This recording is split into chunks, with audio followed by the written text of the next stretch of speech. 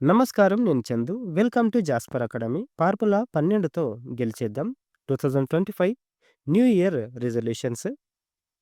Number 1 విభజిద్దాం. చాలామంది కొత్త ఏడాది అనగానే కెరియర్, వ్యక్తిగతం రెండింటికి సంబంధించిన లక్ష్యాలను కలిపి ప్రణాళిక వేసుకుంటారు. దాంతో గందరగోళం ఏర్పడుతుంది. అలా కాకుండా ఉండాలంటే ఆఫీసులో మనకున్న సమయాన్ని సమర్థంగా వాడుకునేందుకు, వ్యక్తిగతంగా పెట్టుకున్న లక్ష్యాలు చేరుకునేందుకు స్పష్టమైన ప్రణాళిక ఏర్పరచుకోవాలి. అప్పుడు ఏది కోల్పోయామన్న బాధ ఉండదు. జీవితం సంపూర్తిగా అనిపిస్తుంది.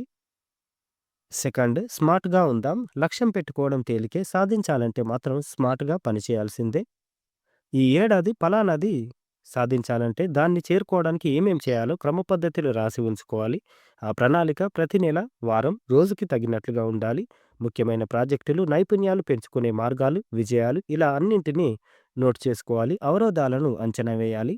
మన ప్రొడక్టివిటీ సామర్థ్యాన్ని తగ్గించేవి ఏంటో తెలుసుకోవాలి. ప్లాన్ బి, అవసరమైతే ప్లాన్ జెడ్‌లను సిద్ధంగా ఉంచుకోవాలి. అప్పుడే స్మార్ట్ అనిపించుకోగలం. 3 వదిలేద్దాం. గీత కాలేజీలో ర్యాంకుల కోసం పోటీ పడింది. ఉద్యోగంలో పదోన్నతుల కోసం పరుగులెత్తుతూ తనను తానే మర్చిపోయింది. అందరికీ దూరమైంది. చిన్న వయసులోనే బీపీ, షుగర్ తోడయ్యాయి. కుంగుబాటు అదనం. వీటన్నింటినీ తలుచుకొని బాధపడని రోజంటూ లేదామెకు. తనే కాదు, మనమైనా అంతే. చేజారిన టైంని వెనక్కి తీసుకురాలేం. కానీ భవిష్యత్తును ఆనందంగా మలుచుకునే అవకాశం మాత్రం ఇంకా మన చేతుల్లోనే ఉంది. గతాన్ని వదిలేసి వర్తమానంలో జీవిస్తూ భవిష్యత్తు కోసం ప్రణాళికలు వేసుకోవాలి. 4 ప్రేమించుకుందాం. అందరూ ఉన్నతంగా ఎదగాలని కష్టపడేది. అలాగని అన్నింటా పైచేయి సాధించాలని మనశ్శాంతిని కోల్పోతే ఎలా? వృత్తి, వ్యక్తిగత సమయాల మధ్య సన్నటి గీత గీసుకుందాం. సమన్వయం లోపిస్తుందనుకున్నప్పుడు పునరుత్తేజం కోసం ఓ చిన్న బ్రేక్ తీసుకుందాం. మనల్ని మనం ప్రేమించుకుందాం. అందుకోసం ఫుడ్ కేర్, హెయిర్ మసాజ్ నుంచి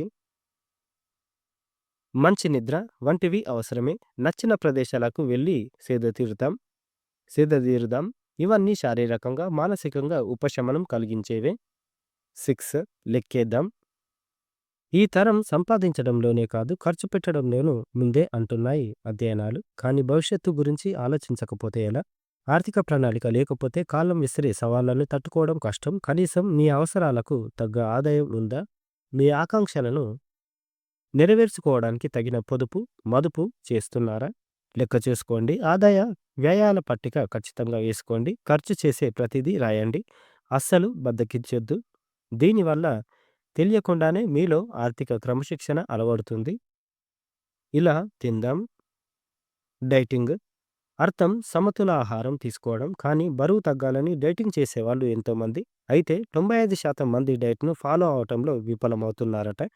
ముందు బరువు తగ్గినా మళ్ళీ క్రమంగా పెరుగుతున్నారు. అందుకే డైటింగ్ అని పాశ్చాత్య ఆహారం తీసుకోవడం కంటే మనకు అలవాటైన శరీరానికి సరిపడే సంప్రదాయ ఆహారం, సీజనల్ పండ్లు వంటివి తీసుకోవడం ఉత్తమం. ఏదైనా తినాలనే నియమం పాటిస్తే సరి. వీటితో పాటు అరగంట వ్యాయామం, కంటి నిండా నిద్ర ఉంటే సంపూర్ణ ఆరోగ్యం మన సొంతమైనట్లే. ప్లాన్ చేద్దాం. కెరియర్, వ్యక్తిగతం కారణాలేమైనా పిల్లల్ని కనడాన్ని వాయిదా వేసుకునే మహిళల సంఖ్య పెరుగుతోంది. ఏళ్లు పైబడే కొద్దీ సంతాన సాఫల్యత తగ్గిపోతుంది. ప్రెగ్నెన్సీలో సమస్యలు ఎదుర్కోవాల్సి వస్తుంది. కాబట్టి సాధ్యమైనంత త్వరగా ప్రెగ్నెన్సీ ప్లాన్ చేసుకోవడం మేలు. అలానే గైనిక్ సమస్యలను నిర్లక్ష్యం చేయొద్దు. 21 ఏళ్లు దాటిన అమ్మాయిలు 2 ఏళ్లకోసారి పాప్ స్మియర్, పెల్విక్, 40 ఏళ్లు దాటిన వాళ్ళు రొమ్ము పరీక్షలు వంటివి చేయించుకోవడం తప్పనిసరి. అక్షరీకరిద్దాం. ఇలా చేస్తే ఏమవుతుందో, అలా అంటే ఏమనుకుంటారో ఈ ప్రశ్నలు మనల్ని ముందుకెళ్ళనివ్వవు. అందుకే మనసులోని భావాలను పుస్తకంలో రాయడం అలవాటు చేసుకుందాం. జర్నలింగ్ వల్ల యాంగ్జైటీ, ఒత్తిడి, డిప్రెషన్ లాంటివి తగ్గిపోతాయని పరిశోధనల్లోనూ తేలింది. అంతేకాదు, ప్రియమైన వాళ్లకు ఫోన్లో మెసేజ్‌లు పెట్టడమో, ఫార్వర్డ్ చేయడమో కాకుండా చేత్తోనే ఉత్తరాలు రాసి పంపుదాం. రోజు నిద్రపోయే ముందు ఈరోజు కృతజ్ఞతలు చెప్పాలనుకుంటున్న వ్యక్తి పేరు పుస్తకంలో రాద్దాం. ఇవన్నీ కృతజ్ఞతా భావాన్ని, ఆత్మసంతృప్తిని కలిగించేవే. దూరం పెడదాం. మనకు ఎలాంటి సమస్య వచ్చింది అన్నది ముఖ్యం కాదు. దాని గురించి మనం ఎలా ఆలోచిస్తున్నామన్నదే ముఖ్యం. అందుకు ఉపయోగపడేదే సానుకూల దృక్పథం. ఒక్క నెగెటివ్ మాట చాలు. చేసే పని ఆపేయడానికి. ఒక నెగెటివ్ వ్యక్తి చాలు సమస్యను పెద్దది చేయడానికి. అందుకే అలాంటి వాళ్లకు దూరంగా ఉందాం. అలాగే ప్రతి చిన్న విషయాన్ని సోషల్ మీడియాలో షేర్ చేయడం తగ్గిద్దాం. ఈ నియంత్రణ ఉంటే సగం విజయం సాధించినట్లే.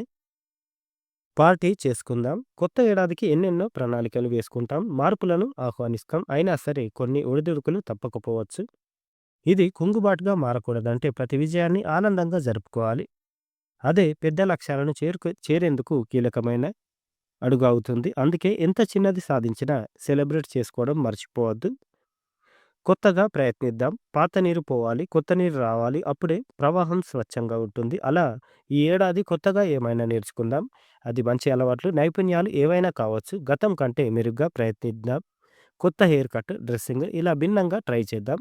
ఇంట్లో వాళ్ళనే కాదు, ఇరుగు పొరుగు తెలిసిన వారు ఇలా ఎవరినైనా చిరునవ్వుతో పలకరిద్దాం. అందరి మనసుల్ని గెలిచేద్దాం. ఇది ఈ రోజుకు సంబంధించిన ఆర్టికల్. వీడియోని లైక్ చేయండి, షేర్ చేయండి. లేటెస్ట్ అప్డేట్స్ కోసం ఛానల్ని సబ్స్క్రైబ్ చేసుకోండి. Thank you. ధన్యవాదాలు.